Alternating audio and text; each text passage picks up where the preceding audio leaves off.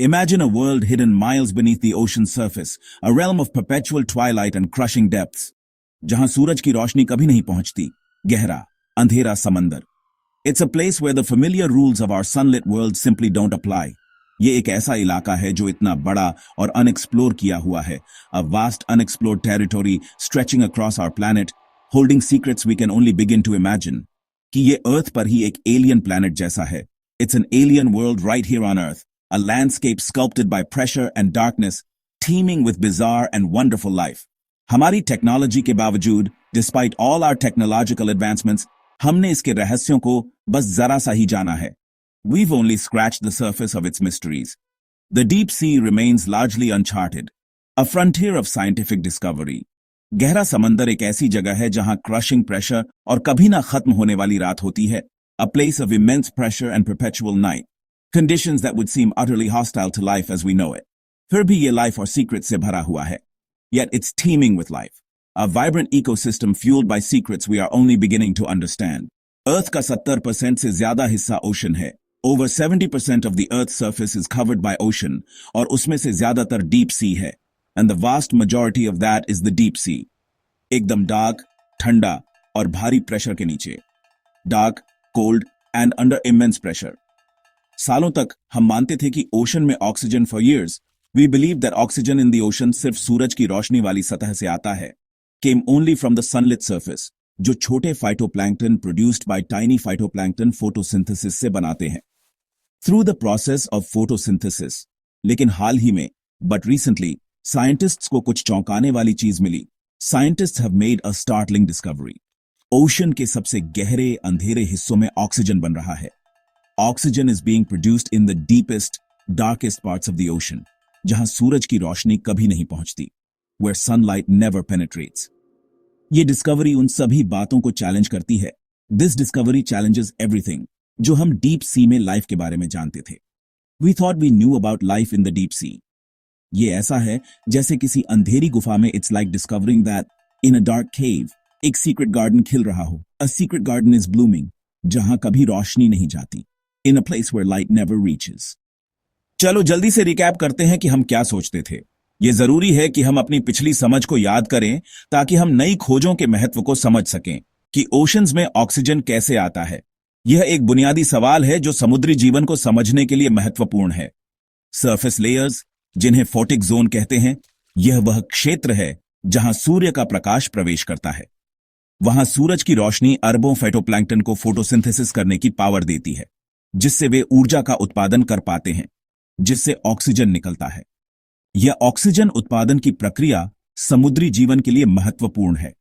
यह ऑक्सीजन समुद्री पानी में घुल जाता है और पानी में रहने वाले जीवों के लिए उपलब्ध हो जाता है, और छोटे जू प्लैंक्टन से लेकर बड़ी वेल्स तक मरीन लाइफ को सपोर्ट करता है. यह ऑक्सीजन समुद्री पारिस्थितिकी तंत्र का एक महत्वपूर्ण हिस्सा है. ओशन करंट्स और मिक्सिंग इस ऑक्सीजन को नीचे तक फैलाते हैं, जिससे गहरे समुद्र में रहने वाले जीवों को भी ऑक्सीजन मिल पाती है. लेकिन जितना गहरा जाओ, उतना कम ऑक्सीजन मिलता है. गहराई में ऑक्सीजन की कमी एक चुनौती है जिसका सामना समुद्री जीवों को करना पड़ता है. गहरे पानी उस थोड़े से ऑक्सीजन पर डिपेंड करते हैं जो नीचे रिस कर आता है, और यही ऑक्सीजन गहरे समुद्र में जीवन को संभव बनाता है, जबकि वहां के जीव इसे लगातार कंज्यूम करते रहते हैं. इसलिए ऑक्सीजन का संतुलन बनाए रखना महत्वपूर्ण है.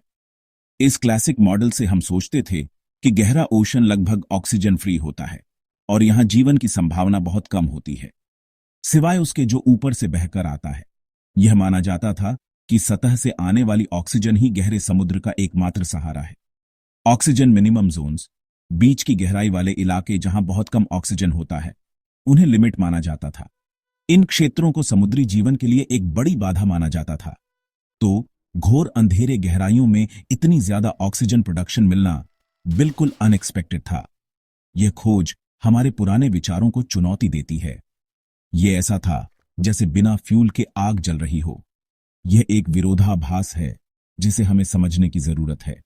मरीन बायोलॉजी के रूल्स अभी अभी बदल गए. यह एक नई खोज है जो समुद्री जीवन के बारे में हमारी समझ को बदल देगी. अब देखो, यहां से मामला वाइल्ड हो जाता है. साइंटिस्ट्स जो ऑक्सीजन मिनिमम जोन्स की स्टडी कर रहे थे, उन्हें उम्मीद थी कि वहां लगभग कोई ऑक्सीजन नहीं मिलेगा, लेकिन उनके सेंसिटिव इंस्ट्रूमेंट्स ने अच्छी खासी मात्रा में ऑक्सीजन डिटेक्ट किया, एकदम ताजा बना हुआ, वहीं अंधेरे में। यह सरफेस से बहकर आया हुआ ऑक्सीजन नहीं था, यह वहीं पर बन रहा था, इन सिटू, समंदर की गहराई में। यह डिस्कवरी एक यूरेका और एक रुको क्या वाला मोमेंट था। बिना सूरज की रोशनी के ऑक्सीजन कैसे बन सकता है? इसका जवाब एक बिल्कुल नया बायोलॉजिकल प्रोसेस सामने लाएगा। सबूत साफ था, गहराई में कुछ तो था जो घोर अंधेरे में ऑक्सीजन बना रहा था। साइंटिस्ट पहले तो स्केप्टिकल थे। एक्स्ट्रॉर्डिनरी क्लेम्स के लिए एक्स्ट्रॉर्डिनरी एविडेंस चाहिए होता है। उन्होंने इक्विपमेंट एरर्स को खारिज किया, कई सेंसर्स इस्तेमाल किए और लैब में पानी के सैंपल्स एनालाइज किए। जो ऑक्सीजन उन्हें मिला, उसका एक यूनिक केमिकल सिग्नेचर था, सरफेस ऑक्सीजन से अलग। ये डिस्कवरी स्पेसिफिक के इंटेंस ऑक्सीजन मिनिमम जोन्स जैसी जगहों पर हुई। ये ऑक्सीजन हॉटस्पॉट्स कुछ खास माइक्रोबियल कम्युनिटीज से जुड़े हुए थे। घोर अंधेरे में ऑक्सीजन प्रोडक्शन मिलने का मतलब था कि एक नया मेटाबॉलिक पाथवे काम कर रहा था।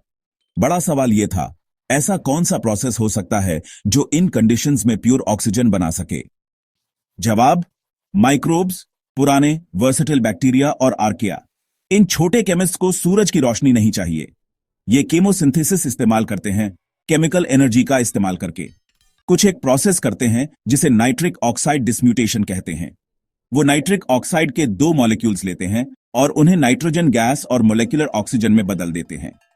ये फोटोसिंथेसिस नहीं है, ये एक केमिकल ट्रिक है जो नाइट्रिक ऑक्साइड को तोड़ता है और अंधेरे में प्योर ऑक्सीजन बनाता है। हालांकि हर माइक्रोब थोड़ा सा ही बनाता है, पर सब मिलकर एक अनॉक्सिक दुनिया में ऑक्सीजन के छोटे छोटे ओएसिस बना देते हैं। ये ऑक्सीजन पॉकेट्स दूसरे लाइफ फॉर्म्स को सपोर्ट कर सकते हैं, जिन्हें बस थोड़ा सा ऑक्सीजन चाहिए। ये लाइफ की एडेप्टेबिलिटी का एक माइंड ब्लोइंग एग्जाम्पल है।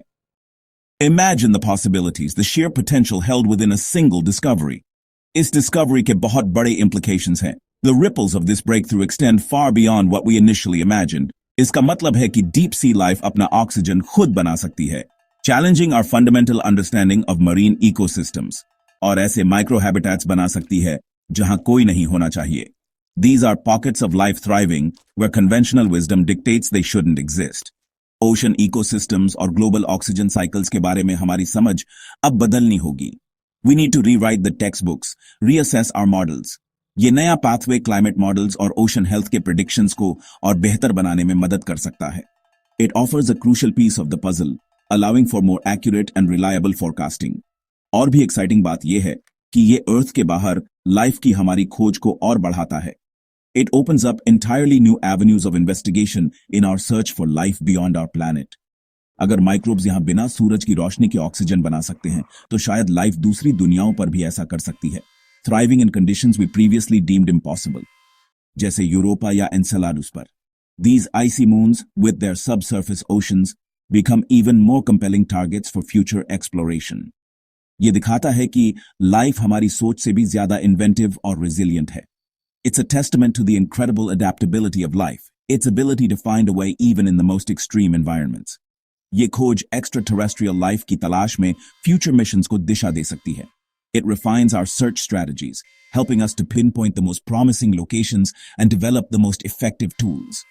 हम जितना ज्यादा एक्सप्लोर करते हैं, उतना ही हमें एहसास होता है कि अभी कितना कुछ डिस्कवर करना बाकी है। The universe is vast, and its secrets are waiting to be unveiled. ये ब्रेक थ्रू नए सवाल खड़े करता है। ये डार्क ऑक्सीजन प्रोडक्शन कितना फैला हुआ है? क्या ऐसे और भी माइक्रोब्स हैं जिनके पास सिमिलर ट्रिक्स हैं? साइंटिस्ट अब ऐसे और ऑक्सीजन एल्केमिस्ट्स की तलाश कर रहे हैं और उनके जेनेटिक सीक्रेट्स एक्सप्लोर कर रहे हैं। क्या हम इस प्रोसेस को इंसानी इस्तेमाल के लिए हार्नेस कर सकते हैं, जैसे पोल्यूटेड पानी को साफ करना या स्पेस में लाइफ को सपोर्ट करना? डीप सी एक डायनामिक, जीता जागता सिस्टम बना हुआ है जो रहस्यों से भरा है। एक्सप्लोर करते रहो, अगली बड़ी डिस्कवरी बस होने ही वाली है।